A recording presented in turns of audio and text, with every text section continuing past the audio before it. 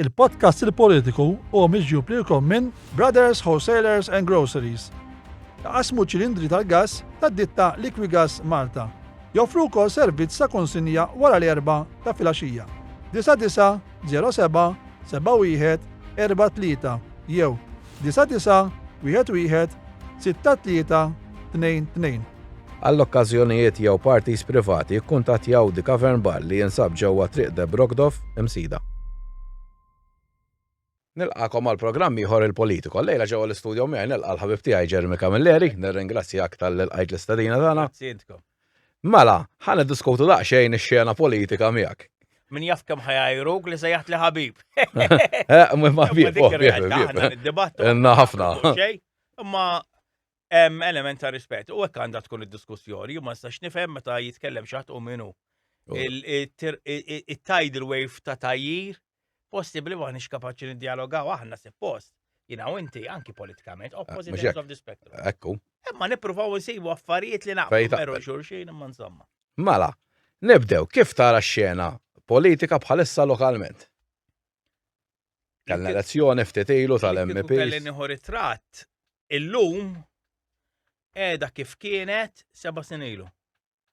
Fis-sens li u hemm xi ħaġa oħra edit li ma kienx hawn 7 snin ilu, mela ejja nibdew. Il-Labor l-aħħar elezzjoni rebaħ b'maġġoranza rekord. Ekku. Wara dik ir-rebħa forsi ħarġu affarijiet fil-medja, forsi kien hemm fl-opinjoni tiegħi nuqqas taqbil anki fih dan il-Labor stess. Kien hemm political fatigue, nemmen jien, kien hemm il-COVID, kien hemm ħafna. U ċertu arroganza wkoll forsi. U ċertu arroganza bla dubju. U naħseb li l-Labor beda ferita ħireċ id-dem minna, dem fejtlu voti.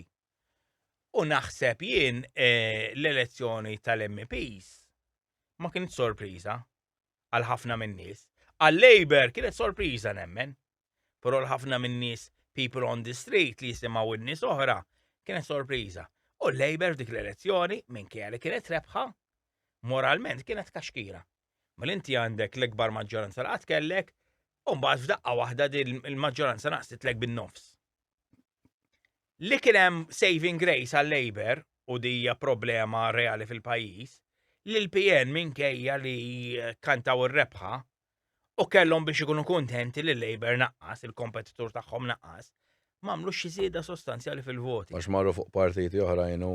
U dik naħseb huwa xenarju politiku li hawn bħalissa fejn għandek anzi wara dik l-elezzjoni naħseb il-Labor isu they closed ranks. Jiena li fl-opinjoni tiegħi il-Labor speċifikament qed jittargetja dawk in-nies li tradizzjonalment jivvotaw Labor u f'dik l-elezzjoni ma vvotawx u naħseb li qed jirnexxielu iġibhom lura. Fl-opinjoni tiegħi mhijiex xi ħaġa li kuntent biha jien personali għax jiena nemmen nippreferi gvern jew partit li d-deċiżjonijiet joħodhom skont x'għandu bżonn il-pajjiż aktar milli x'għandu bżonn il-partit. Però realtà qiegħda li politikament fejn jidħol riżultat, fejn jidħol voti, qed jirnexxielu tigwadanja. Mill-banda l-oħra l-PN ma rafx jibni fuq dik is-sitwazzjoni li kien hemm tal-MPs u sinċerament issa forsi hawn ħafna nazzjonisti jieħdu għalihom. Minix nara istja finishing line għal-PN. Ejsu l-momentum li kien hemm dak iż-żmien spiċċa kollu. Ejja ma ninsewx. L-Labor ilu fil-gvern issa ta'. Mażgur issa. Iġveri kważi li kieku l-Labor ma jagħmel xogħol PN ma jagħmlu xejn, suppost il-PN jigwadanja. Imma minix nara momentum tal-PN assolutament le. Iġveri jien ngħidlek l-istess par 7 snin ilu għax nemmen li kieku ssir elezzjoni fil-futur qarib, il-Labor ħjerġa' jqalleb maġġoranza rekord. Which is strange meta inti tara kif tkellimna li dawwa gvern li ilu hemm 13-il sena issa kemm ilu. Żgur, bdejna 13. Sena, ikun hemm il-fatig, gvern anki jekk ikun pinna wara ċertu żmien jibda jnaqqas mill-fiduċja tan-nies, eċetera. Ħafna problemi internazzjonali wkoll li ovvjament jaffettwaw. Naħseb il-PN għadu wara da snin kollha ma fehmx eżatt x'irid minnu il-votant. Il-Labor jifhem. U il-mod kif jifhem il-Labor, ħafna drabi m'iniex kuntent biha għax naħseb il-Labor issa qed jiflertja mal-populiżmu. Li qalbi hemm xellugi pali li ddejjaq immens. Ġifieri m'għandniex inħossni jisni xi ħaġa close mal-Labor. Imma mbagħad hemm ovvjament tal Imma oħra li naħseb fejn jitlu voti u figuri mhux prinċipji, il-Labor miexi fid-direzzjoni ta' rebħa oħra storika, fl-opinjoni tiegħi. Issa xi ħaġa pożittiva li taħseb għamel il-gvern fil-preżent u xi ħaġa negattiva li qed iddejqek ħafna. Mela, xi ħaġa pożittiva naħseb issa bħala bniedem li niftakar il-PN hija ekonomikament fejn jitlu budgets jiena li l-budgets huma l-forti tal-Labor. Ġifieri inti tiftakar pali meta kien jiġi l-budget kien letteralment nistennew se jonqsinna. Illum il-ġurnata il-Labor minkejja l-sfidi kollha li hemm ekonomikament hekk mhuwiex jitfa' it-toqol tad-deċiżjonijiet tal-gvern fuq il-ħaddiema, fuq in-nies. Ġifieri jien naf hemm pressures kbar fuq in-nies li huma tort tal-policies ekonomiċi tal-Labor, imma mhux qed ikun il-gvern Tfaħħom mod li dirett. titfaħħom u b'mod dirett fuq in-nies. Dik naħseb li hija xi ħaġa tajba. Issa xi ħaġa negattiva tal-Labor hija kważi simili il-byproduct tal-policies ekonomiċi tiegħu qed jirriflettu fuq in-nies fis-sens il-prezz tal-proprjetà pereżempju, ġifieri jiena bħala soċjalist issa ma nista' qatt nifhem kif ikollok koppja ħaddiema it-tnejja għalaw average wage ta' 1500 fix-xahar għall-argument u ma jaffordjawx daw jixtru proprjetà. Dik hija pasta sata kbira. U hija frott tal-policies ekonomiċi tal-Labor li sejna u ħafna drabi ma naqblux, però fuq din naħseb naqblu. Le, ekku, hija Li problema inti enormi. timporta iċ-cheap labor qed iżomm il-pagi fl-opinjoni tiegħi baxxi b'mod artifiċjali, ngħidu għax m'hawnx biżżejjed Maltin.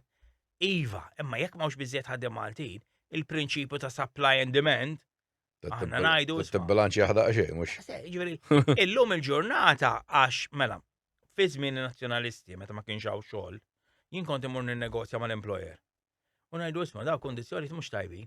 X'kienu jgħidu li kienu jgħidu li isma' minnhom dejjaq jitlaq. Jien mhux ħanolli. Issa mhux qed isibu ħaddiema. Qed jgħidu ma jien ma nistax nolli aktar prezzi u pagi u x'jagħmlu jġibu importaturi diretti, ħaddiema diretti, qishom prodotti jien li favur l-immigrazzjoni, imma daw qed jiġu qishom prodotti u l-effett tagħhom qed iweġġa' lil ħaddiema Maltin. Issa, bl-istess mod xi ħaġa tajba li qed jagħmlu l-Partit Nazzjonalista u xi ħaġa negattiva li għadhom qed jagħmlu ovvjament la qegħdin fejn qegħdin. U ħan nistema biased, imma biex insib xi ħaġa tajba li tagħmlu l-Partit Nazzjonalista, inti semmi li xax tajba inti, u forsi naqbel miegħek. Le Ma bħalissa ma qed nafx. insawwat il-Partit Nazzjonalista.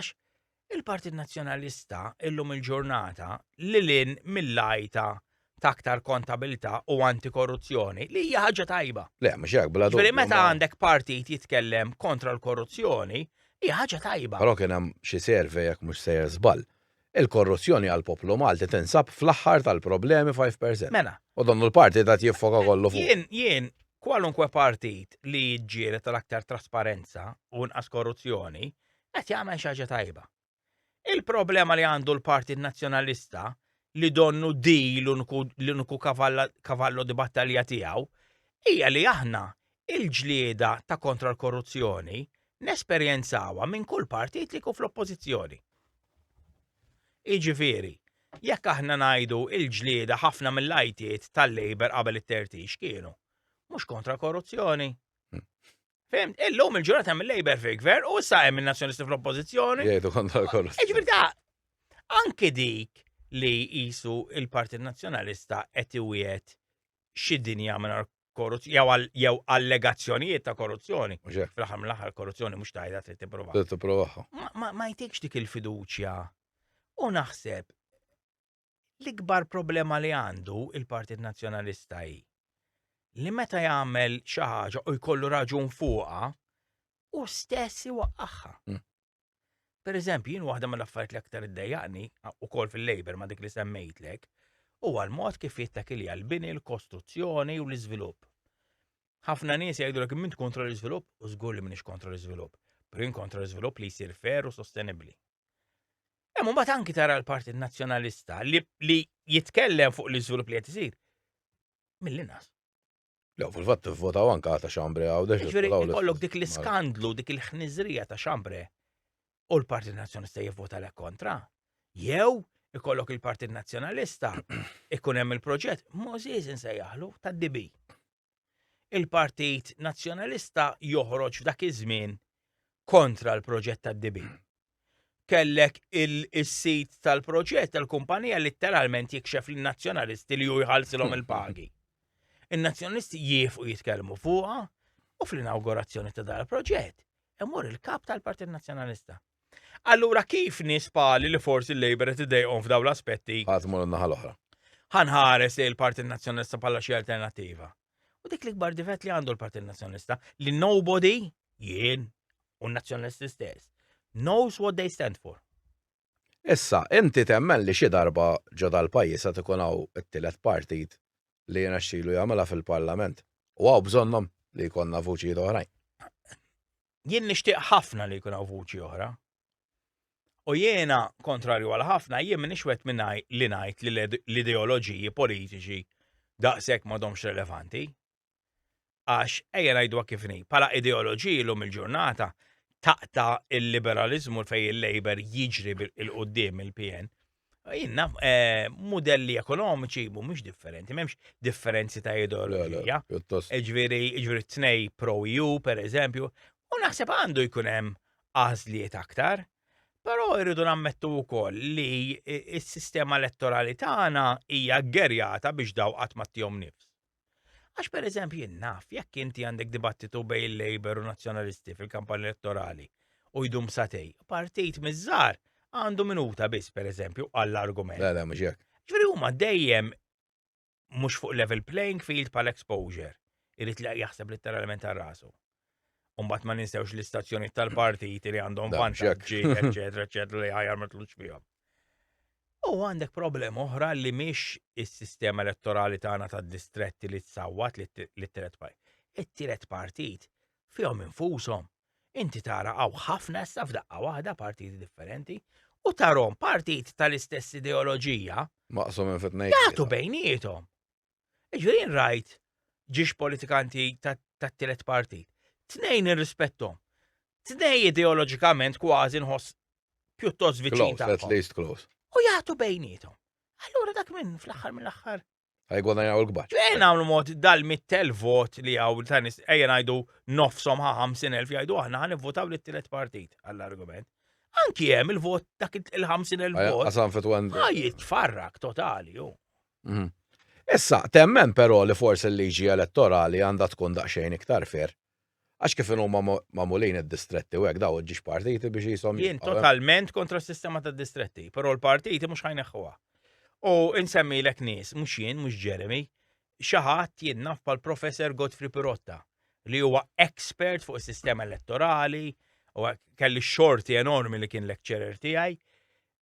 Dan ilu jħambaq fuq bżonn ta' bidla riforma elettorali minn nofs is-70s. U issa dawwa kif naqbad ngħid, għandu rispetta kulħadd. Imma Ma jaqbellhomx. rajna. Ta' riforma li kien hemm bżonn tal-Kostituzzjoni biex tiġi solvuta dik il-kriżi tal-80s. X'riformi qed naraw, ġifieri letteralment. Jien tad-distretti naqtaħħa għal diversi raġunijiet. Ma int pajjiż daqs blat għandu 13-il distrett u jiena għalija s-sistema kif inhi. Tibni l-klientalizmu, ġifieri jiena fl-aħħar mill-aħħar. Għasak ma trix kważi. Juri, naqbad immur u l-aċċess li għanna l-politikanti fenomenali u. Nsabem kemm hawn. Ġifieri naqbad jien kont immur u mhux għax bil-fors kull hemm intenzjoni ħażina. Jien ġieli kont immur bil-klip u tilgħin u ltaqa' ma' Gonzi mal-Prim Ministru. Miexi. Mhux hekk tkellmu iżgħat tkellem. Nkellmu mela. Ġifieri li rrid ngħidlek hu, imma m'hemmx interess u li jżarmaw id-distretti hu. Assolutament, però d-distretti huma għalija bad practice. Le, naqbel miegħek. Mela, le, mhux soltu din naqbel miegħek. Jaw rġajt ħierex ma' xi parti. Le, għaxxej. Mela, x'taħseb li l-ikbar problema li għandha Malta bħalissa u x'ħajkollha l-ikbar problema l-qudiem jekk mhux ħanibdlu ċertu affarijiet? Mela jien naħseb il-modell ekonomiku fil-waqt li kien hemm bżonnu short term To kickstart. to kickstart the economy. Illum il-ġurnata il-modell ekonomiku jisna fissajna fuq ta' tkabbir kontinwu, inkomplu nġibu l-ħaddiema, eċetera, eċetera. Jien minix kontra immigranti, anzi inti taf. Nafu.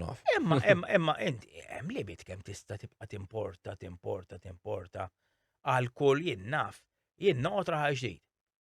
L-ammont ta' ħaddiema naraw għaddejn bil-Bolt u l-Wolt pereżempju. Hija kwistjoni issa ta' spazju, hija kwistjoni ta' managing. Issa minix qed ngħid u din li taħarquni anki xi kultant inti. Fejn jisu l-problema tkun huma. Dawn nies li ġibnihom aħna. Li għasla kienet di. Ġibnihom aħna, allura għalfejn attakkaw lilhom. U naħseb li jekk ħanibqgħu nkabru l-ekonomija u nibqgħu ngħidu li għandna bżonn in-nies, hemm limit sa fejn tista' tasal. U naħseb di ħajkonna problema fejn wara li ġibna daw in-nies kollha, mbagħad issa jisu anke l-gvern stess ma jiddefendihomx qatt tara. Xi ħadd ilhom il-ġurnata jitkellem kontra r-razziżmu, qatt tisma' xi ħadd jitkellem kontra d-diskriminazzjoni. U dik naħseb ħadd tkun problema tufu, naħseb ħajkun tensions fis-soċjetà kontra l-immigranti li ġat narawhom sew, ma ninsewx aħna 5 snin ilu jew kemm kellna immigranti nqattela xew immigrant għal xejn. Ġu naħseb tension soċjali naħseb li aħna l-Maltin maħniex imjun minnhom li ħajkonna u dik li semmejna l-ewwel ta' loġistika, proprjetà, jekk ħatibqa' ġib il-barranin tibqa' tibni, tibqa' tara fejn ħatitfaħħom 10 ġo flet, il-flet ta' xina għandi 10 ġo flet qed niċċarġhom 200 kull wieħed qed naqla 2000 euro, mela allura mhux ħanikri lill-Maltin, eċetera, eċetera. Diġà qed naraw ta' flat owners jgħidu ma nikrix lill-Maltin, jiġifieri. Rridu naraw issa we need to take stock tas-sitwazzjoni għax is-sitwazzjoni kif inhi sejra hija insostenibbli. Issa, naqalbu daqsxejn fuq ir-razziżmu la semmejtu. Hawn ħafna nies li jaqblu miegħek ovvjament il-mod kif tħares li l-razziżmu taraħħa problema kbira, oħrajn taf. Ma jinterpretawna ħażin ukoll ta' xi li kellmuni fuq razziżmu jgħidu li tajjeb mela jiġifieri inti taqbel li jiġu barrani u jsawtilna n-nisa. Le, Seħ, koħanejdlek kif taħ naqra fuq is-suġġett. U għax ukoll naħseb problema bejn l-immigranti stess fuq razziżmu. Mela ħalli Teżisti di, u fuq in-nies u ma jitkellem ħadd fuq għadu. Ir-razziżmu m'għandux jaqsam mal-immigrazzjoni. Ġifieri naf nies Maltin li għax nannuhom jew missierhom iswed suġġetti għal diskriminazzjoni, suġġetti għal razziżmu. Ġifieri aħna li ngħidu isma' ir-razziżmu inti bil-forsi jisek qed taqbes għal barranin mhux minnu. Meta inti titkellem kontra razziżmu, qed titkellem kontra razziżmu in all its shapes and forms. Ġifieri jien naf ikollok persuna brava u terbaħlek festival Maltija, omma Maltija, trabbit Malta, titkellem u jkun hemm min jgħid għax din mhux proprja Maltija għax missier Afrikan. Dak tajjeb għalik inti li ma naqblux fuqha. Le, hekk ovvjament la omma jew missiera Maltin. Jew milux dejk nitkellem u wara razziżmu kemm u laqqas u mhux qed ngħid razziżmu b'intenzjoni ħażina. Milux ktibt fuq dak Carragher li lab man-Nazzjonal. U dak Carragher ġie kulħadd irid jew ritratti ma' missieru ferħaġ. U jien għad min jaf li kieku dak Carragher kellu kien barrani, kien jinnaf mill-Afrika jew hekk u qed jilgħab man-Nazzjonal. Jqum rebus u kien hemm wieħed kitibli u letteralment mod ġenwin. Għalli mhux diġà għandna, għalli mela l-ombong u l-imwokos mhux hekk. Għatlu leħi, l-ombongs u l-imwokos. Dak twildu Malta, trabbew Malta, omma Maltijiet kienu bil-Malti, Maltin. Suwed, imma Maltin. Carragher aqqas qatt mex Malta. U il-fatt li jisna qabbinajnihom fl-imkien meta huma totalment differenti. Hemm turi element ta' razziżmu. Għax li kieku dal-flocking woko kellu kun jom Smith, ma kinux isemmuh, għax Malti. Inti kun jom sejkel, mawx ħafna sejkel. Le, jew minn fej. Ġifieri hawn. Issa, meta titkellem fuq ir-razziżmu jew kontra razziżmu, m'intix titkellem bil-fors favur l-immigrazzjoni. Issa fuq l-immigrazzjoni jien għandi l-prinċipji tiegħi. Ġifieri nemmen li bniedem refuġjat għandu dritt u għandna obbligu li nilqgħu. No questions asked. Imma ħafna mir-razzisti diment li r-refuġjat ikun ġej mill-Afrika għandhom problema. Għax meta ġew mill-Ukrajina ma kienx hemm ħafna panik kontra l-Ukrajeni. U fattu. Mela allura hija l-kulur. And that is bad. U l-kultura huwa jistajju. Imma x'kultura, ġifieri inti taħseb li aħna l-Maltin kulturalment aktar viċin tal-Iżvediżi milli aħna tal-Libjani, pereżempju. Le, mhux. Ġifieri nista' inti garanzija li l-Iżvediżi meta jiġu kif ħarsu lejna. Le, mhux hekk kif ħarsu lej ħadd ieħor aħna. Ġifieri jew jien naf, inti naħseb ġieli mort Brussels. Ejja. Fimt, jaw titħajjar biex titla' hemm inti. Brussels? Mala. Imma Mhux hekk. kif ħarsu fejn il-Belġjani meta jisimgħu titkellem bil-Malti. Meta mort Brussels ġil qastara Belġjani volti. Ma meta tmur le tara L-MPs. Le hemm. Ħarsu lejk, letteralment meta tibda tkellem bil-Malti, ħarsu lejk blikraħ. Ejja, xi jaħsbuk ovvjament. Jiena hija meta mar jara logħba Liverpool sa hija għajneħ ċelesti mhux pali. Kien ġo pub u beda jitkellem u kien hemm xi ħadd qallu go back to your country you fucking Arabs. Ġo Liverpool. U hija ginger, mhux pali.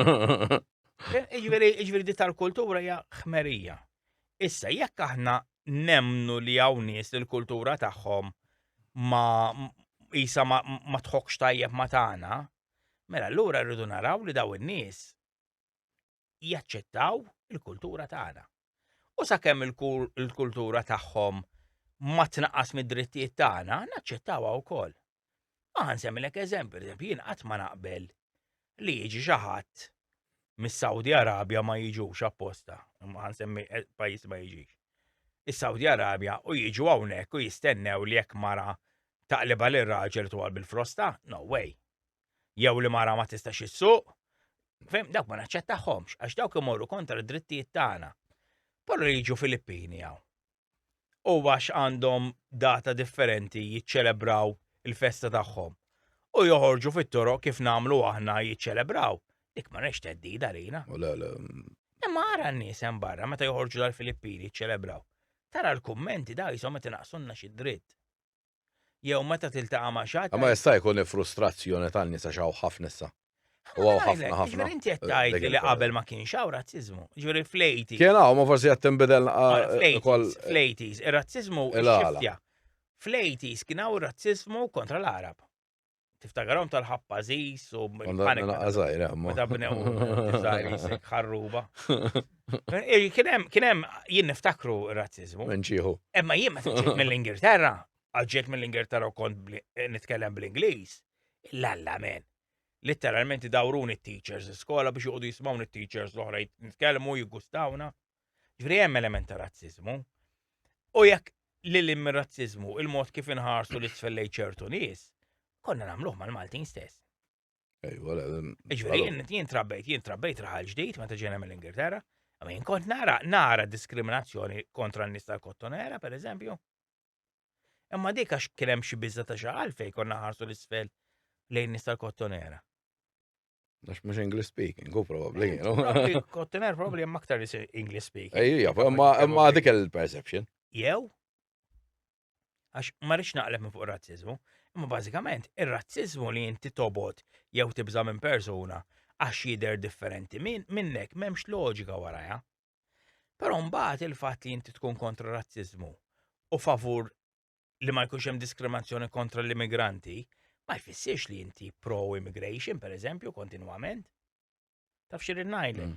Ġifieri nara concern li ħanibqgħu nimpurtaw il-ħaddiema u jisu xejn mhux jew nistgħu nagħmluha le għax inti tara x'effetti. Management, you need to manage immigration.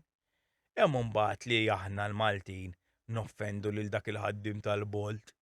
Miskin, għaddej kważi 14 siegħa f'ġurnata u għadu.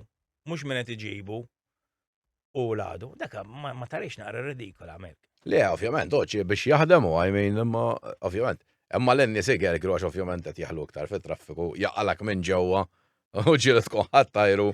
Dak ovvjament. Ħanajlek għalfejn ma nifhimx. Ma sax ma tidajx tnejjek xi ħadd tkun ħatoqtlu. Imma tidaj għax kien hemm moża issa hux barrani Malti. Le, kien hemm moża li saq ħażin.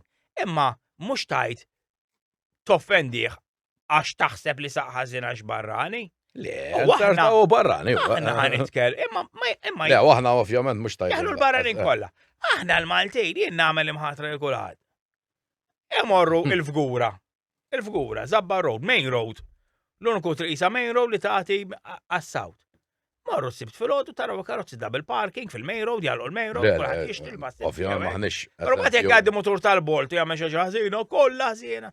Le, li ma tkunx razzist ma jfissirx li inti ma tistax tikkritika barrani l-emil ħażin ta' barrani. Imma inti ma temminx li dak l-emil sar għax barrani Jeħel kulħadd. in 99% tal-każi.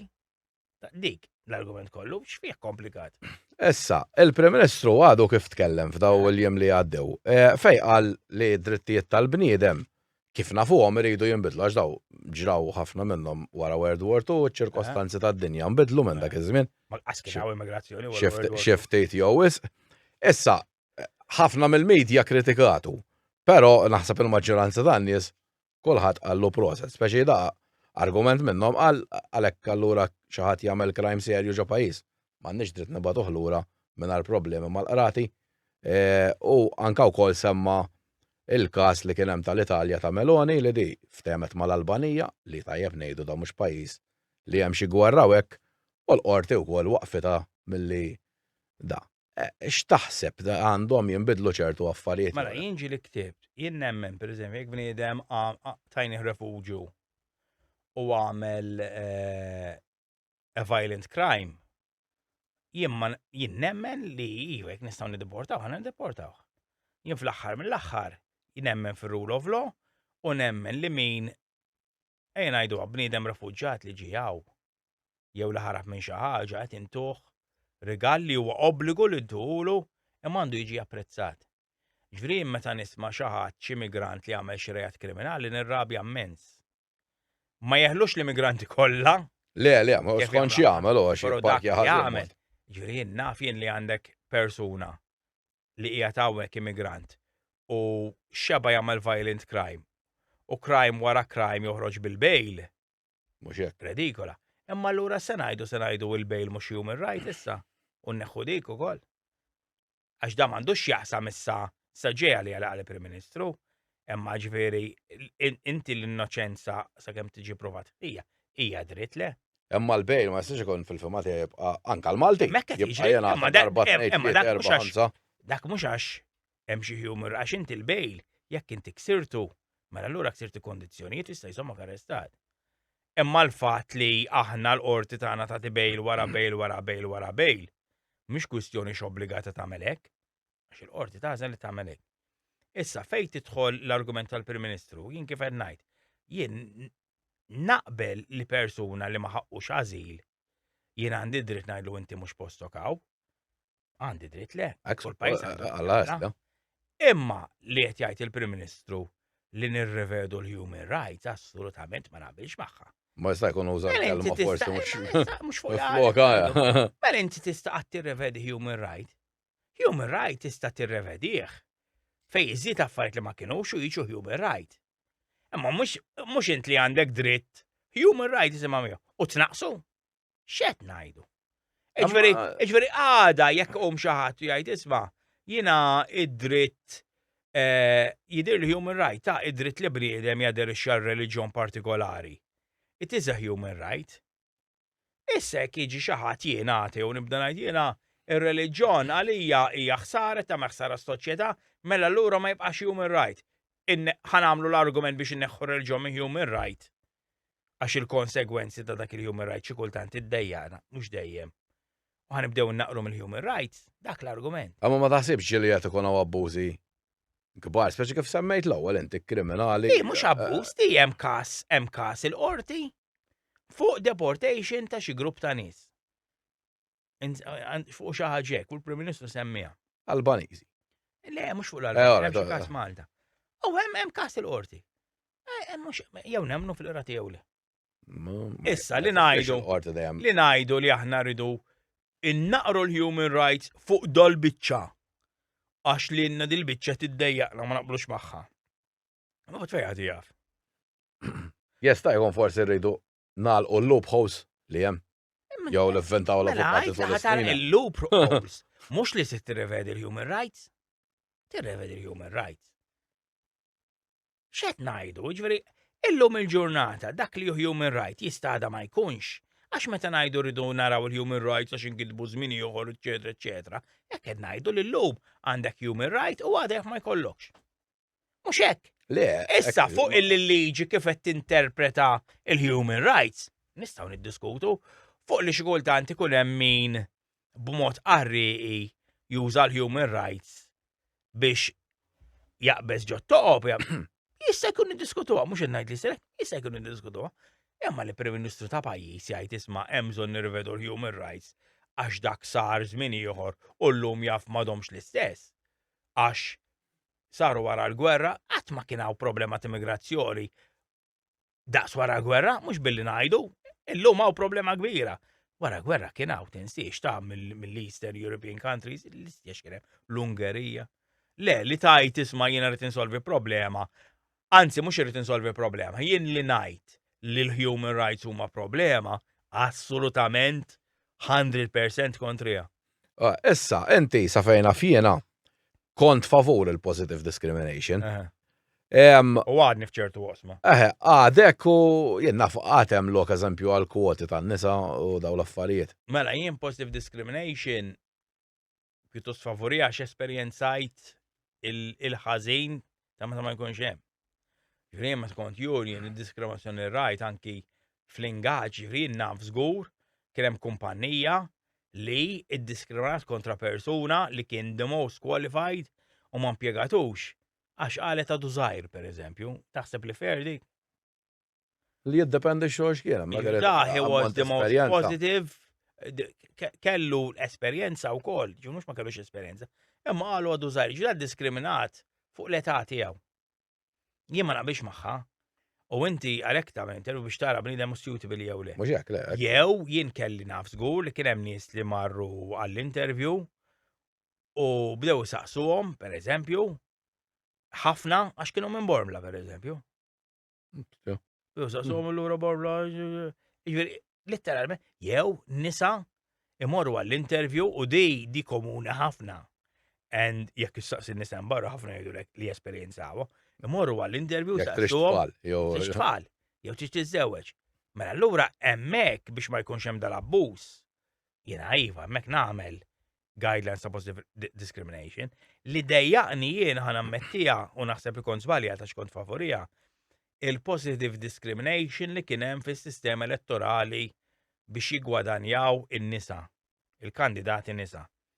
Mela jien parti mill-problema kbira Malta kienet in-nuqqas ta' nisa fil-Parlament. And I acknowledge that. U inti tista' tgħidli imma mhux jivvutaw in-nies, imma trid bidla fil-kultura. Meta inti għal tant snin il-mara konna nżommu għad-dar. M'għandek nofs il-vot għandek. Ma irrelevanti m'għandux jaqsam. Għax jekk inti għandek nofs il-votanti nisa, però kandidati kun hemm 100 irġiel u 20 mara, ma għandek problema. U jien kont favur il-mekkanizmu li daħal biex jara li tintlaħaq kwota ta' nisa fil-Parlament. Illum m'għandniex naqbel magħha u ħanajdlek għalfejn. Waħda. Il-problema ma ġiet solvuta għax meta tara in-numru ta' kandidati nisa għadu baxx immens komparat mal-irġiel. Mela allura problema mhijiex għax mhux qed jiġu eletti biss, hija għax mhux qed joħorġu. Umbagħad disappuntat ħafna fuq il-fatt pereżempju li kien hemm nisa li ġa kienu fil-Parlament mela allura dan ma kellhomx żvantaġġ, ma telgħux u mbagħad telgħu bil-mekkaniżmu. Dak ma kellhomx bżonn kickstart inti ġa kont hemm. U li ma tapplikax għat-tielet partit taqbel maħħin għamlu Assolutament le laqqas. Naħseb ħanetrija jiena. L-aħħar waħda issa di fuq nota personali, aħna għalfejn rridu aktar nisa fil-Parlament. Għax jien nemmen li n-nisa jista' jkollhom insight li ċertu rġiel m'għandhomx. Ġifieri nista' nitkellem fuq id-drittijiet tan-nisa, imma jien ma nistax nitkellem fuq id-drittijiet tan-nisa bl-istess mod li titkellem mara li mġarba. Taf x'irrid ngħidlek. Imma mbagħad nara daw in-nisa kollha fil-Parlament. Però meta jiġu għall-issues tan-nisa ma jitkellmu. Jibżgħu jitkellmu. Mela mhux għalfejn qed hemmhekk. Mela int qiegħda fil-Parlament abbażi tal-fatt li inti mara. Għax bekk tlajt. Mhux hekk. Għax gawdejt mill-mekkaniżmu.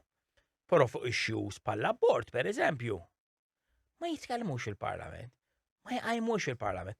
Issa, insenti x'favur jew kontra. Le, mhux hekk tista' tkun kontra u titkellem. Però jien nista' ngħidhaw, u jien nitkellem ħafna politikanti, u jien jekk bniedem jgħid li xi ħaġa confidence, Mhux hekk ħażhom. laqqas mejjed ma nikxfu. Imma jien nista' ngħid żgur li hemm nisa fiż-żewġ partiti li huma favur l-abort, però ma jlisnux kelma waħda. Mela allura inti mela is-sistema poġġitek hemm għal dawk li ma telawx bil-kwota, għax inti mara allura kellek dak imma allura la qedem titkellem fuq issues tan-nisa wkoll. Mhux biċċajna kollha l-istess jisom reġimentati iż-żewġ partiti jgħidulek kif tivvota u tivvota kif jgħidulek. Disappuntat ħafna bil-politikanti nisa tal-stadju. FM, titkellem. U l-irġiel ukoll, ta' ma fuq in-nisa. Mela, titkellem spiss ħafna fuq l-issues ambjentali li hawn ġol pajjiż li naħseb ovvjament huma ħafna. Inti taħseb li qed nirranġawha dil-problema jew minnu b'saħħtu baqa' xorta jsir li jridu. Naħseb qatt ma kien hawn ġungla daqs issa. Ġifieri jien naf. Mela ħalli nibdew. Jiena minix kontra l-iżvilupp, minix kontra li bniedem isir sinjur through his own enterprise, minix kontra ċertu proġetti, imma jiena irrid li jkun hawn mhux ġungla imma jkun hawn playing field livella l kulħadd li mela ma tnaqqaslekx id-dritt li inti tiżviluppa l-proprjetà tiegħek.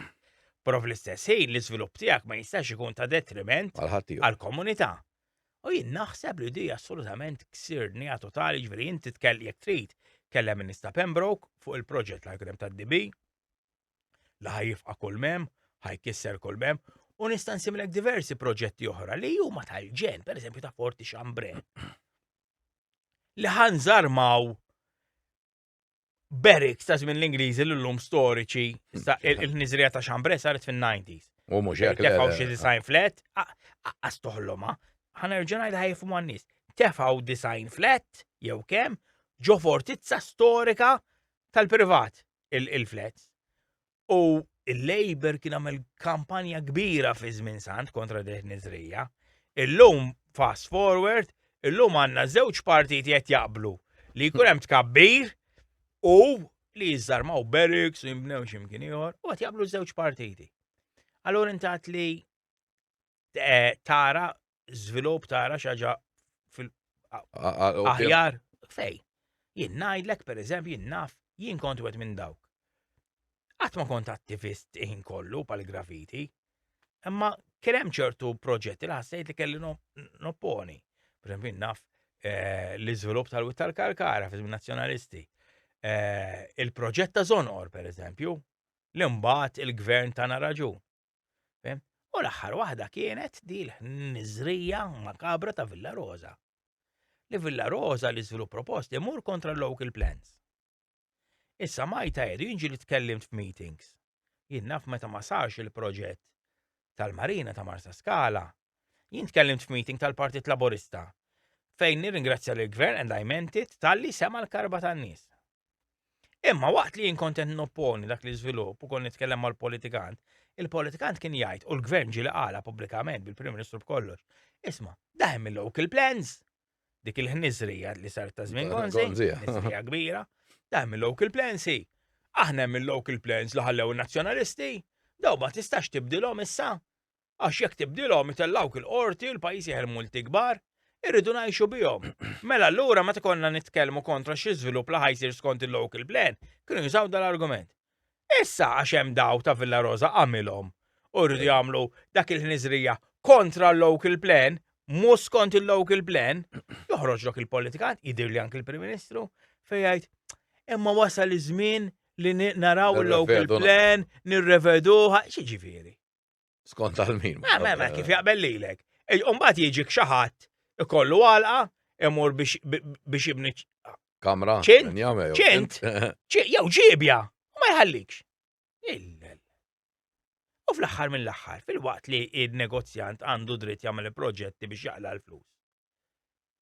Allura jien li għandi biċċa dar, ħdimt ħajti biex nibni biċċa dar, u jiġik negozjant ma' ġembek, aħaffirlek, u tajx xi 4 snin fil-biża, skomdu, trabijiet, u jien min ħaj jiddefendini lili. Jien nsemmi l-iżvilupp u jien nsemmi tox jien. Valletta Road raħġi, mhux fejn noqgħod jien, fejn kienet toqgħod nanti. Da kien hemm dar kbira, qed iħaffru hekk. Jien millux kellimni resident, x'qal resident, qal qed nikkonsidraw li nitilqu minn hawn. Għax qed nibżaw li ħassir naħsara u ħanweġġaw. Jien naf kien hemm dak il-każ ta' taslima.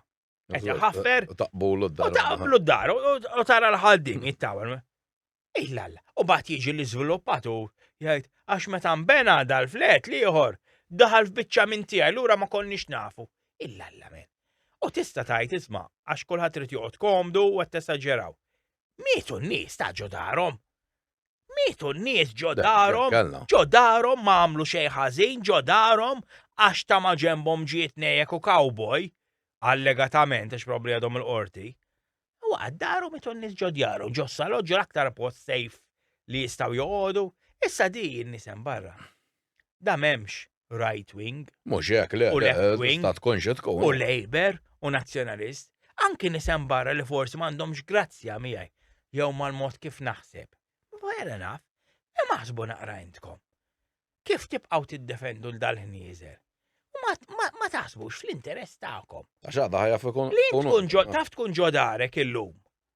Jiġi xi ħanżir, jixtri d-dar ta' ma' ġembek u jħaffirlek saba' solari u jtellalek blokka u literalment jisraqlek ix-xemx. Daw mhux. Le, affarijiet normali. Inti tispiċċa tgħix fid-del. Pereżempju ta' St. George's aw tal-Villa Rosa, il-bajja ġejja fid-del. Żgur ma. Illa men. Għaj biex Frank Assamblo. Mbagħad tisma' n-nies hemm barra tarhom tal-kummenti. Għax tajru, ħalluhom jaqla lira. Jien naħseb ħafna nies hemm barra. Għandhom xi fantazija li xi darba jistgħu jkunu huma daw il-Monopoly winners, imma kif fej bniedem ħaddiem qatt xi darba ħajkollu dal-vantaġġ.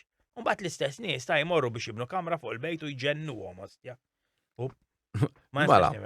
Titkellem ukoll inta ħafna drabi fuq il-hate speech. U ovvjament hemm il-freedom of speech miegħu. Issa, fej għandha taqqa tal-lajn. Għax di mhux għal kulħadd l-istess. Eżempju, jiena int ma qbilx fuq għadi. Probabilment. Int għalik. Ibsa ħafna tara fejn taqqa tal-lajn. Għax naħseb qed ikonna każijiet. Kellna ftitilu wieħed riċenti maqtuħ mill-qorti wkoll. Fuq xi. Ta' Felicien Brinkat li di bil-Malti miskina għadi il-verita telfuha xogħlijiet kellha xi 150 ruħ irrapportaw għadik għax ħadula klieb li ma kienx miftija ma kif kellha tiftiem. U ovvjament issir spin mill-medja mbagħad. Fuq dak il-programmi. Kontent, Issa, di bil-Malti miskina batiet. Għax qalet dak li temmen fih jista' jkun mhux tajjeb li qalet li temmen fih. Però di u oħrajn m'għandhomx dritt jgħidu li jemnu dement li mhumiex teddida għal ħadd ieħor. Mela, ħalli nibdew. Il-line fejn ħataqtaw ma nistax ngħidlek jien. Għax it's subjective. X'taħseb fejn għandek taqta'? Skont x'taħseb int mela jien naħseb li kwalunkwe teddit u violenza dik għan naħseb naqblu. Dik orrajt, le, mhux hekk. U niskanta kif qed issemmi każ int, però taf kemm ikun hemm teddit u abbuż u ma jtieħdux passi fuq il-Facebook. Mela hemmhekk naqbel miegħek. Kif niddeċiedu li meta dik li nara naqra. Pereżempju jien naf kien hemm wieħed kiteb li mezzola tajba l-ħuruq jew xi ħaġa hekk. Arrestaw immedjatament weħel bla bla bla. Mhux qed naqbes għall qal. Jiena kidbu li jalla nispiċċa f'wheelchair, għamilt rapport ma ħadux passi. Ġifieri tlaj darbtej l-qorti, issa tista' tgħidli m'dok mhux grounds, imma jiena ħassejt teddida. Sewwa issa mbagħad tiddeċidi l-qorti. Tlajna darbtej l-qorti, id-darbtej li tlajna lilu nesew jafżawh u ma telax. Mbagħad l-aħħar li tlajt inbidel il-maġistrat u ma smajtx aktar għaddewx 3 snin. Ġifieri issa llum il-ġurnata nitnejjek jgħidux passi jew le għax għaddew 3 snin u m'hemmx teddit issa. Le, mhux hekk. Taf xi ngħidlek. Però mbagħad fuq l-argument ta' Felicien, jien li dejqitni ta' l-argument ta' Felicien, jien aktar ħassejt li kien hemm każ meta di qalet li nies bl-awtiżmu għandhom ifjuqu, jistgħu jfjuqu bit-talb, aktar rajt li kien hemm xi ħaġa li ma kellix titgħallem. Skont jekk tkun bl-awtiżmu, taf qed tagħmilek ħsara enormi. Imma ħalli ma nifhmux fuq Felicien. Imma aktar nara kienet gravi dik milli di. Xorta mhux każ li tarresta bniedem. Skont. Mhux qed ngħid li tarresta, qed ngħidu xi ammont tal-hate speech. Inti billi tikteb hate speech mhux neċessarjament tiġi arrestat, jistgħu jresquk, jistgħu ma jresqux, bla bla bla. Mela, fuq violenza naqblu? Fuq 100%. Daqsek. Fuq teddita violenza naqblu? Le, li tadded bniedem ukoll. Fuq li bniedem tiddeumanizzah naqblu? Emma fimna parti minn. Iġveri meta Norman Lowell qal li kull min jikritikah issa ma rridx iweġġek. Li ħajamlu l-lempos u ħajdendlhom ħaqhom jiddendlu minn mal-lempos. Dak kien każ ta' hate speech. Emma belli bniedem jgħidlek ħaqqu ma Mela allura- jfissirx li jagħmluha. Mela tagħmilha? laqqas fuq teddit ta' violenza, inti ma taqbel ma hate speech. Emma ma qalx li jgħalqek xi ħadd. Ħaqhom li jtalu. L-istess Ma bħal meta qal, bej ħaqqhom u nagħmlu. bħal meta qal mezzola jara. ħaqqa l-ħuruq. Tajba l-ħuruq. Emma jran kemm Tira. fis-sens ħaqqa ma jfissirx mor aħraq bniedem. Mela. Ejja Tagħmel differenza ejja bniedem mor aħraq. naqblu li. Ovvja inti- li 100% Mela, ħażin. għax biddinna naqra, mela jina għatlek fuq violenza jew teddit ta' violenza. Naqblu? Għatli eħe. Issa jider li le, mux naqblu. Emma skont kif Iġvrek tagħmel jien violenza ngħid. int ukoll. Jekk jien nikteb Malcolm ħaqhom jaħarquh, inti għalik mux teddita ta' violenza. Le, għalik, kieku ajva. tgħidilhom morru ħarqu l-Melkem iwa. Imma Jew Malcolm ħaqhom ħaqqu l-ħuruq. jaħarquh. Malcolm ħaqqu l-ħuruq, dik teddita ta' violenza. Jew inċitar għal-violenza, inċitar. Ma ħiex hekk jien. Mela mux naqblu faqqas fuq ta' violenza, ġviri inti għalik. Free for all li Le- kulħadd jgħid li jrid. Le, li kieku tgħid imma morru ħarqu l-Melkem hemmhekk iwa. Għax morru ħarqu Lil min qed tgħid. Eh? Lil min qed Qed tgħid. tgħid morru ħarqu l-Melkem. Hekk iwa. Mela, Imma mhux ħaqqu. però mhux qed tagħti direzzjoni li xi ħadd. Voldri inti jien nafek pedoflu rejp. Imma m'intix qed tagħti direzzjoni li xi ħadd bimur jaħru. Le, imma hemmhekk pedoflu għall-argument ir-rejpja tarbija. U Mela, jgħidu da ħaqqu l-forka jew jinħara. mela, x'differenza hemm? Għalija mhux hate Mela, speech. x'differenza hemm bejn bniedem jgħid Malcolm ħaqqu l-ħruq jew morru ħarqu l-Malcolm. Inti min jgħid morru ħarqu l-Malcolm għandu xi awtorità li ħajmur xi ħadd, le. Le, Xorti qed teddida l-violenza. ma inti qed tinċada biex imur jaħarqu xi ħadd. X'inhu? Ħaqqu. Ħaqqu, ma Ħanajlek taf li kien hawn każi ta' violenza. Jien naf ta' siebek Trump. Meta qal fight, fight, u marru ħarqu kisru Kongress. Dak kien ġidar kien. Trump qed jgħid li le, però ir-riżultat rajnieh. Eh. Ġifieri da qal xi ħaġa isma' morru ġildu għax jekk ma tiġġildux u taċċettaw xi riżultat ta' l-affarijiet kollha. Mhux ħajkolkom Amerika li trid tiġġi għal xi tiġġielu marru kisru Kongress. Kien inċtar jew le? Għandu jkun legali dak il-forma ta' inċidar? Musa fejna fim ma bax il-kongress ikisru. Matter of interpretation. Imma Imma marru kisru. Naqblu. Mela ejja ngħidu ma tax ordni diretta biex morru kisru Kongress. Ejja naqbel miegħek għal-mument minn kelli minix. Naqbel miegħek. Però għal xi ħaġa li nftemet minn nies u marru kisru. Mela huwa nċidar. Imma skont kif Issa mbagħad mela jien kontrarju għalik jien naqbel li kull statement li jista' jwassal potenzjalment għal violenza għandu jiġi investigat. Biex inti ma stax tajtu xħat jew lex tinvestiga. Mhux hekk. Mela dik jien dik linja oħra li ma tiċċaqlax. M'hemmx gris, dik iswed jew abjad. U mbagħad fejn tidħol gris hija fuq ċertu statements li jingħaddu li jistgħu jkissru terzi persuni li mhux neċessarjament huma inċitar għal violenza. Imma jekk jiena ngħid pereżempju jien naf kull minnu gay. Kull minnu gay m'għandux jitħallat man-nies jew jgħix man-nies. Għandha tkun legali dik, jiena lija le. Jiena lija m'għandix tkun. Għax inti bil-kliemek qed titfa' stigma ta' dehumanization li tista' twassal għal riperkussjonijiet serji. Imma jien nemmen li tista' Issa. tgħid imma n-nies għandhom ovvjament kull minnu gej u ma Inti jaqbilx tafx, miegħek aħna li joffendik lura kemm bżonn jgħidlek Għalfejn għandu joffendik, jekk jien qiegħed kwiet. Qed ngħix ħajti. U jiġi xi ħadd jgħid isma' Jeremy m'għandux dritt jgħix ħajtu kif irid. Mhux jgħidlu tindaħx. Imma allura kollox insolvu hekk. Imma realtà qiegħda hawn nies vulnerabbli li ma jistgħux jiddefendu ruhom b'ċertu modi. Allura meta inti il-freedom of expression tiegħek qed taffettwa terzi b'mod li jista' jkun sostanzjali. Naħseb li hemmhekk iva għandu jkun hemm lines u linji gwida. Għax bl-istess argument jekk int ħatajt isma' kulħadd għandu dritt jirrispondi, mela allura intaqbel jitneħħal libel. Imma inti mbagħad Għax hekk bniedem jikdeb fuq hekk. Hemmhekk kdibt fuq xi ħaġa u Mhux għamilt toħroġ tajt mhux veru. Le, hemmhekk kdibtu mbagħad u għamilt Mhux toħroġ tajt li mhux veru.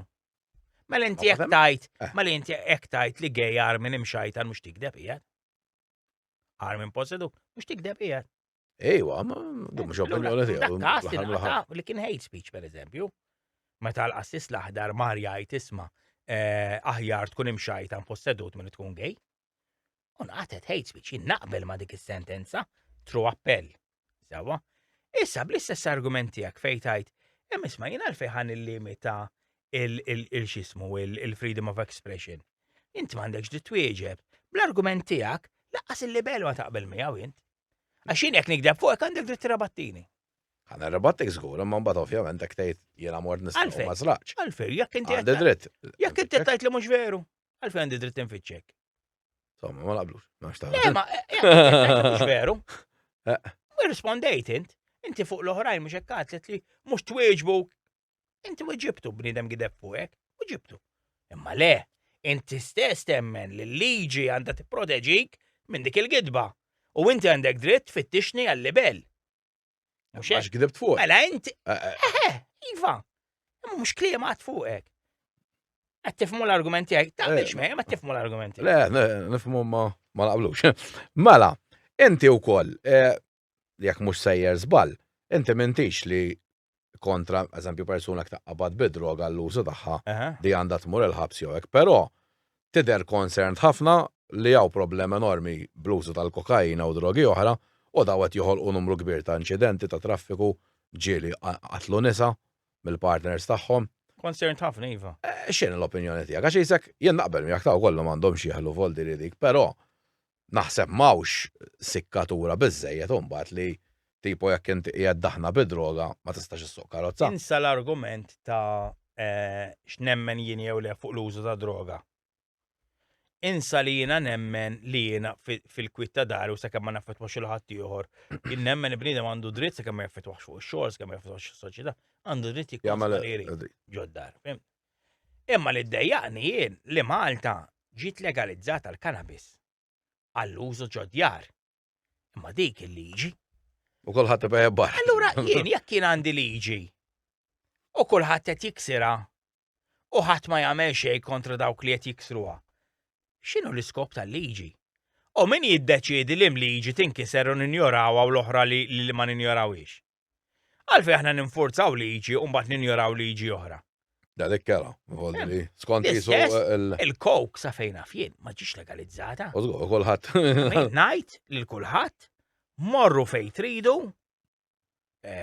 anke każini jew u idħlu fit-toilets u tara anke ftiġijiet u tara il-konsum tal-coke tkun evidenti. Tejlu tal-law video qoddum kulħadd ma jist. Iwa, imma jekk di legali, jien anke ċuċata li tara video minn xi night club u kulħadd bis-sigaret jolli hekk u jiffilmjaw kumdi. It's illegal. Allura għalfejn kollok liġi biex tinjora. Issa mbagħad jien bniedem fuq victimless crime ma tantx nafas jien jekk rejat inti tikser liġi li ma taffetwax mod negattiv lil ħadd ieħor ma tantx inħossni għandu krem jiena b'saħħitha. Mhux qed ngħid li xejn. Imma Hemm mbagħad fuq il-coke, il-konsum tal-coke, in-nuqqas enforcement tal-coke, qed taffettwa lil kulħadd, qed taffettwa lis-soċjetà. Meta kien hemm dik Kaja Pelin għaddejja, u faqgħuha u qatluha għal xejn kienet għaddejja fuq bankina. Miexja l-affari tagħha għandi kun kellha l-birthday. Għadda wieħed ikkowkjat u din nistgħu nitkellmu fuq għax dar sajja ġie instabħati, ammetta, u faqaħħa minn daqshekk spiċċat ħajja. U jien għandi informazzjoni. U biex ma ngħidix fatt għalkemm jien ċert minn nagħmilha mistoqsija. Huwa veru li 8 mill-aħħar delitti li kien hawn, mill-aħħar 8 delitti li kien hawn il-persuna akkużat jew li hemm allegazzjoni kontrih kien taħt l-effett tal-cocaine. Għax jien l-informazzjoni li għandi dejjem qed ikunu l-effett. Mela allura inti għandek problema kbira. Mhix kwistjoni issa tal-libertà tal-individu li jieħu droga. Mhux hekk. Imma l-effett tiegħu li qed ikollu fuq il-kumplament.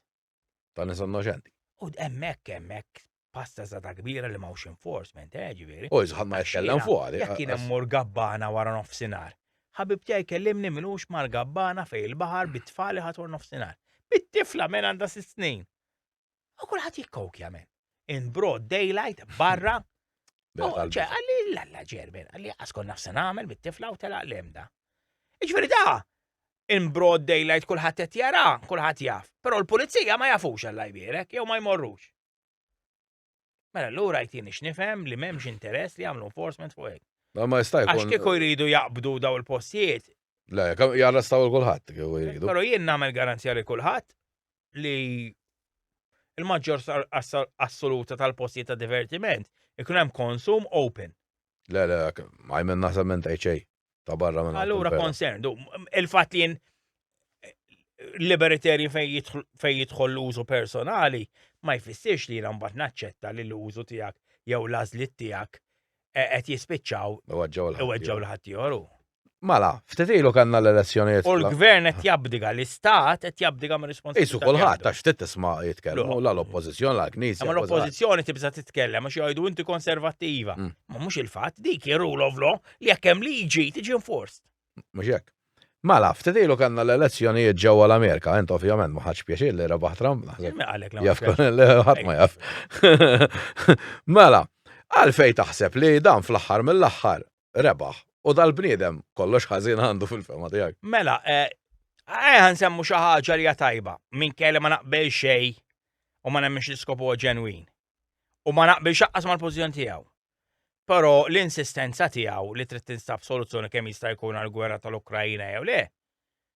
Ma qbilx mal-mod kif ittekilja Zelensky kif qed jilaq lil Putin, però li dal-bniedem qal isma' hemm bżonn li dan poġġu fil-mejda, ma jistax tibqa' għaddejja ad eternum di gwerra, hemmhekk kellu raġun.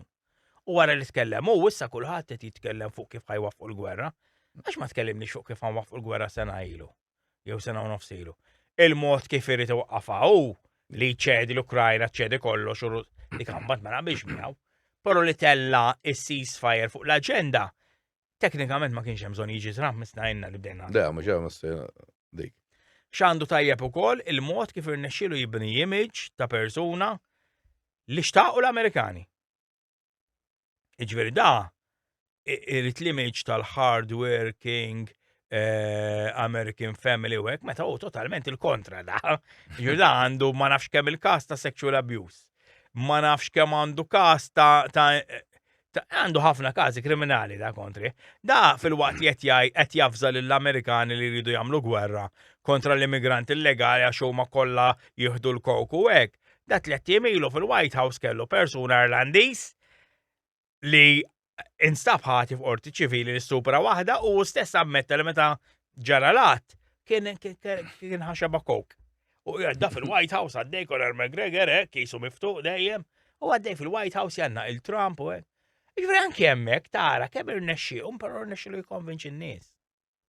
U kien hemm il-vojt ukoll in-naħa l-oħra. Kien hemm il-vojt in-naħa l-oħra li u naħseb il-fatt kif ħadmet in-naħa l-oħra li kellek president li kien jidher ċar li ma jiflaħx, kien ċar li moħħu mhux telaq għax xi kultant kienu jiġu momenti tajbin. Hemm imbagħad xi kultant kien jidher mitlufu. Ma tistax tkun mexxi l-Amerika. U baqgħu il-granfati ħajjippreżentaw lilu mbagħad xi xahar qabel jew xarej qabel bidlu hekk. Ġifieri approfitta ruħu minna dik, però jibqa' l-fatt li tant nies għandhom fiduċja fih u donnom l-affarijiet ħżiena li jagħmel li huma dokumentati li kollha nafu bihom qishom injorawhom dik taffaxxinari għax tal-biża fl-istess. Immaġina ma tiġix Malta u kollu pajjiżi oħrajn jekk tara kullhom kien għax anka. Imma mhux fuq dak il-livell fis-sens. L-Amerika mhux pajjiż. Ejju, ma eżempju. L-Amerika imperu. Neħdu l-Iżrael naħa. Netanyahu kemm darba kien akkużat bi frodi qabel u hekk darġa tela. Iva. I mean. And that is scary. Dik tbeżżani jien. Volder in-nies jisom ma jagħtux każ. Dik tbeżżani issa Netanyahu jista' jagħmel diżastru fir-reġjun tiegħu qed jagħmel, ġifieri jagħmel ġenoċidju totali. Sewwa, il-West mhux jitkellem. Mhux hekk. Però bl-istess argument, Netanyahu mhux ħajqum darba filgħodu jgħid isma' jien rrid li Iceland tiġi Greenland tiġi tiegħi. Trump qed jagħmelha. Trump qed jgħid il-Kanada għandha tkun parti mill-Amerika. Trump qed jgħid Gaza rid immur inkeċċer il-Palestinjani kollha u nagħmilha riżort Amerikana. Għax dik id-differenza bejn lider kwalunkwe li jitlab jew ħalli ma ngħidx li rnexxielu jbieħ image. Imma Trump l-effett li jista' jkollu fuq id-dinja mhux fuq reġjun jew pajjiż u dik tal-bidla. Kollu żgur fuq id-dinja. Issa jidher ukoll li naħseb għall-ewwel darba qisu wara t-tieni gwerra dinjija l-Amerika jisa donna mhux ħatibqa' alleat tal-Ewropa. U da x'taħseb fuq għax da fil-verità hemm vantaġġi forsi u żvantaġġi. Kemm il-darba naħseb jiena u forsi anke inti konna ngerglu li l-Ewropa dejjem jisa pupazz tal-Amerika jekk tgħidilna l-Amerika tridu nagħmlu hekk, nagħmlu hekk. Issa jidher li speċi Trump l-importanti għalih l-Amerika biss u jiġi jitmellaħ minn direst. X'taħseb fuq għal il-biċċa li l-Ameriki jisa mhux ħadibqa' alleat ta' l-Ewropa? Mela jien naħseb hemm ġi xoqsma ta' tort. Hemm l-Amerika li għal snin kbar ipproġettat lilha nnifisha leader of the free world. Mhux hekk. Proġett allura li jiġi Trump u jgħid isma' you took advantage of us. Le, dik kienet il-linja li xtaqet l-Amerika. Però mbagħad d-dipendenza totali fuq l-Amerika waslet għal complacency fl-EU, fl-Ewropa, f'ħafna postijiet fid-dinja. Allura li issa l-Amerika għax bidlet il-President taqbad u tajt isma' jien niġi nitnejjek jiena nagħmel li rridu hija veru tal-mistħija. Għax inti ma tistax nies li kienu alleati tiegħek f'daqqa waħda tajt isma' m'għandniex alleat, u anki minkejja l-bullshit kollu ta' Trump għax NATO u aħna l-Amerika qegħdin nagħtu biss għan-NATO u maħniex nigwadanjaw xejn u mhux iħarsu. L-uniku pajjiż li evoka klawsula 5 tan-NATO li jiddefendu għall-alleati l-Amerika kien temmen ewle. L-Amerika l-uniku pajjiż fin-NATO li mietu soldati barranin għalih. Ara naqra, issa Trump qed jgħid isma' aħna x'qed nieħdu minn NATO. L-Amerika u l-uniku pajjiż li ħadet minn NATO. Effective. Naħseb li kien daqsxejn żball biex inkompli ma' di. L-Ewropa naħseb qisu għal forsi l-ewwel darba l-4 snin li kien għamel Trump qabel kienu jikkritikaw ħin kollu hekk ħadmu għamlu dak kollu possibbli biex ma jitlax anke din l-elezzjoni u issa taħseb li hemm element ta' tpattija wkoll. U forsi l-politiċi ma kinux wajs tagħna l-Ewropej. Naħseb hemm element ta' panik, mhux ta' tpattija. Tpattija minn Trump. Minn Trump iva, element ta' tpattija bla Però il-mexxejja tagħna ma kinux wajs biżejjed li da isma' da fl-aħħar naħar seta' jitla' fil-dik u li mhux aħjar tal-aħħar. U darba kien hemm aktar ċertezza li tiela. L-ewwel darba it was a surprise. Ma naħsibx li m'għandhomx foresight il-politiċi. Imma le, fejn tidħol defense, le. Fejn tidħol defense da hemm to be fair magħhom hemm alleanza li tmur lura 80-90 sena u qabel. Jiġifieri li jitla' xi ħadd u millu malada jaqta' dik l-umbilical cord. Naħseb li hija xi ħaġa li ħadd ma stennija. Però mill-banda l-oħra hemm dipendenza totali fuq l-Amerika u m'għandux ikunu. Jiġifieri ħafna nies ma jafux pereżempju l-armati Ewropej dejjem ċekknu. Jiġifieri l-Ingilterra llum għandha xi 90,000 soldati jidherli. Xi 90,000 kol, m'inhiex ċert. Biss. Imma Malta fil-gwerra kien hemm 20,000, ara naqra. ċekka kemm hemm m'hemmx ħafna, naqsu ħafna. U pereżempju l-forzi Ewropej huma armati b'armi Amerikani. Żgur dak oħra hemm.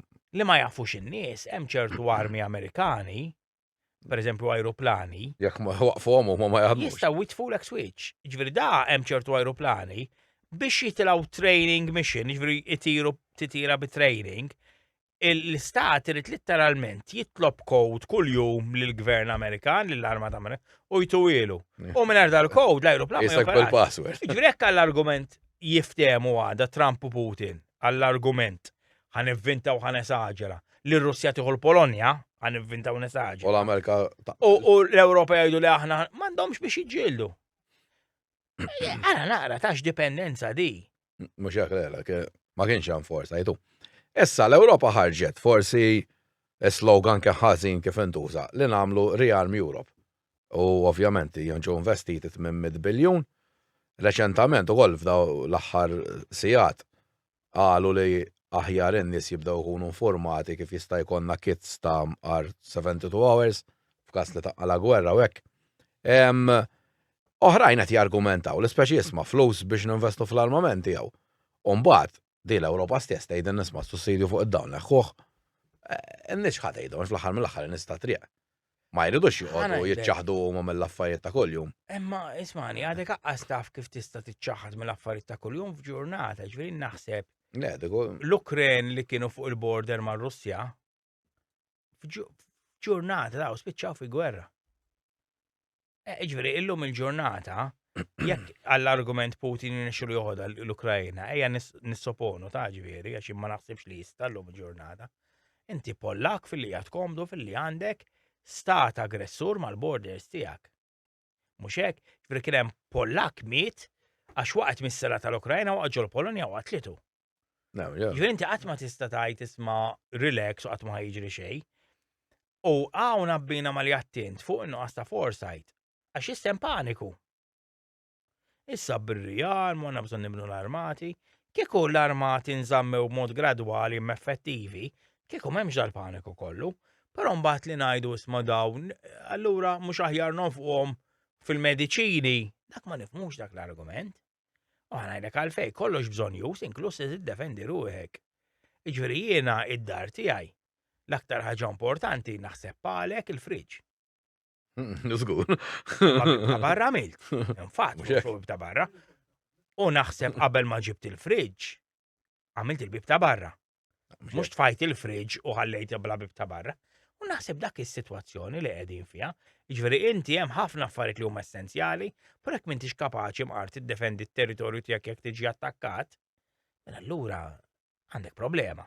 U l-Ewropa f'dan l-istadju qiegħda li jekk hemm attakk ma naħsibx ir-realtà qiegħda wara 3 snin ta' gwerra, ir-Russja m'għandniex nara teddida, għax inti naf li tħobbhom naqra, imma f'di 3 snin tkissru militarment daqskemm tkissret l-Ukrajina.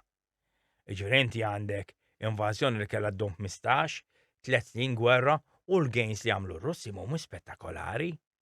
Int immaġina. 20% tal-art. 20% tal-art, L-art hemmhekk mhux daqs ta' Malta da. Mhux jaqsam, inti m'għandekx l-armata kullimkien. Ġifieri inti bħala military operation kienet falliment. U r-Russi biss tkissrulhom il-merċenarji x'kien jisimhom dawk ta' siebek li mbagħad sploda l-ajruplan il-Wagner, ġifieri tilfu xabarmi, tilfu l-flagship tagħhom tal-Crimean Sea. Nsejx kien jismu, vapur l-uniku li kellhom, ma nafx kemm tilfu landing craft, ma nafx kemm tilfu karrijiet, tanks, ġifieri. Ġifieri Russja ħadet daqqa, ġifieri ma narajx li fil-5 snin li ġejjin ir-Russja anke jekk taqaf il-gwerra tal-Ukrajna ħajkollha capability li tinvadi Finland jew Sweden, ma naħsibx li llum. Bekk daw li jgħidu ma jmissniex għenna l-Ukrajna għax ħadd titlef il-gwerra bil-fors, ma jafux qed jgħidu x'l-aħħar mill-aħħar Russja ħadet daqqa u militarment ma dix li kienet 4 snin ilu. Hemm mat mill-banda l-oħra, da żmien imur għal dak li attent li trid tibda taħseb fil-futur.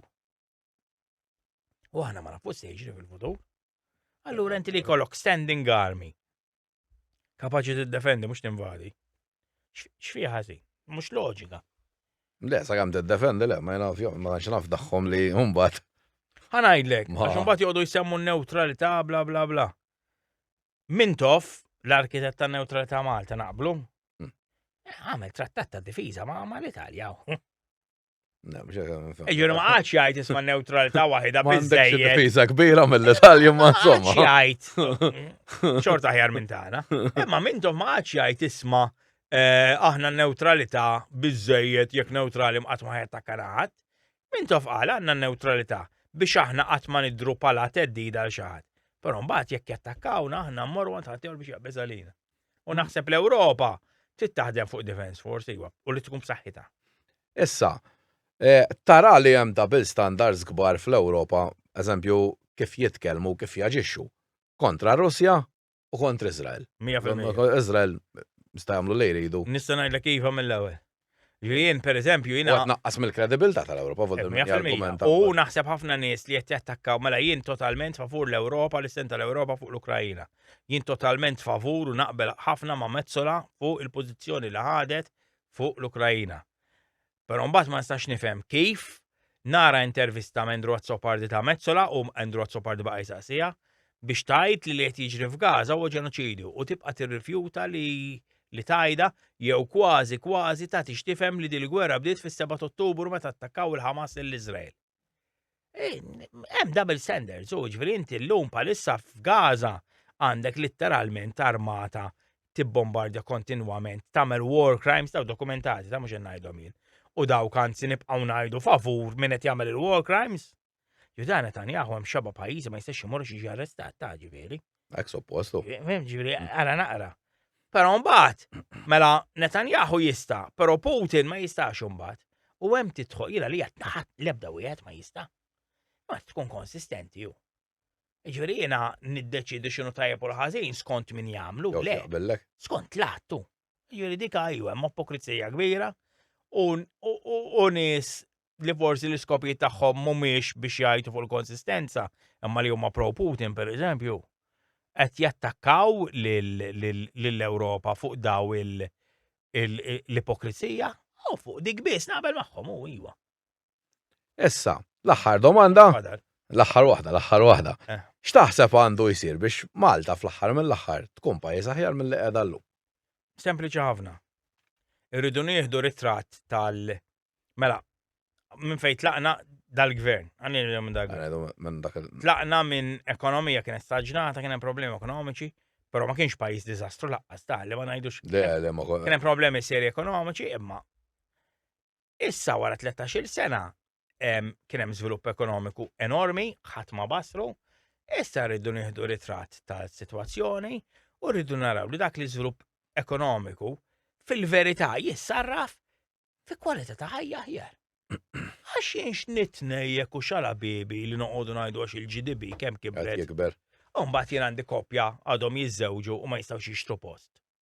Jienx nitnej, dik x'tiswa l-GDP. Jew jienx x'tiswa li Malta stanna l-biljonarji.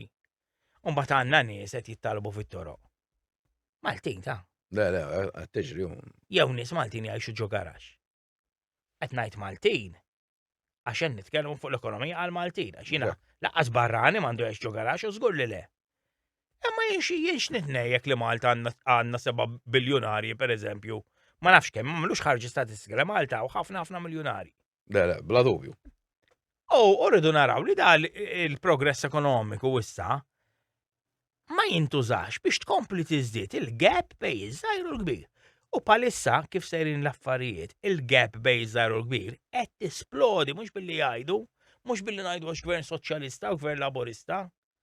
Il-gvern laburista anki minn xi kultant kif jitkellem, tur kemm jiddejja jurta lill-kbir, lill-miljonarju, lill-biljonarju, nazzjonisti l-istess ta' ġifieri. Fl-aħħar mill-aħħar da tnej jiddependu fuqhom dik ir-realtà. Le, ekku.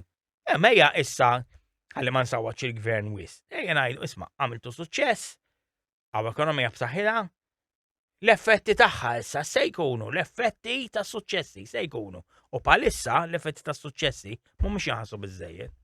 Mela, nirringrazzjak ħafna Jeremy tal-diskussjoni. Ir-rigal fi xintjoni wara jew. Issa l-ġimgħa d-dieħla ta' ma terġejja leh il-ġimgħa d-dieħla. Tal-li kont magħna u forsi l-qoddim nerġgħu. Jebes Mario. Mela, Mario. Jebes. Mela, grazzi ħafna u nawguralek suċċess ovvjament tal-ħajja personali tiegħek. Grazzi ħafna tal-li kont magħna. Ma nirringrazzjakom tal-li kontu magħna l-lejla u ħeġġixkom biex tarawna wkoll il-ġimgħa d-dieħla. Grazzi ħafna.